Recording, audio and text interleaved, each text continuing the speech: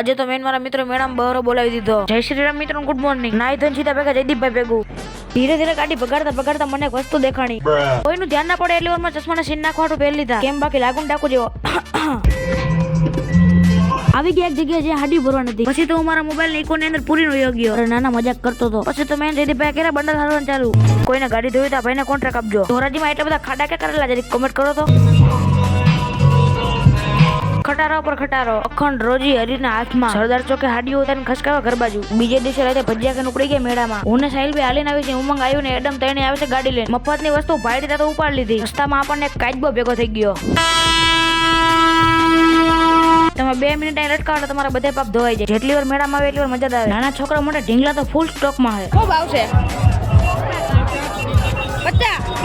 50 રૂપિયા. મને એમ થયું કે હમણાં એકાદ જોડી બૂટ લઈશું. આપણે ફોલો અને સબસ્ક્રાઇબ કરો કે ધોકો મેકું. મેળામાં તો BMW, ઓડી ને મર્સિડીઝ જેવી મોંઘી મોંઘી ગાડીઓ પણ આવી હતી. હા તો આ બ્લોગમાં તો એટલું જ છે ને. આપણે ફૂલ બ્લોગ જોવો હોય તો આપણે YouTube ચેનલમાં આવી જશે.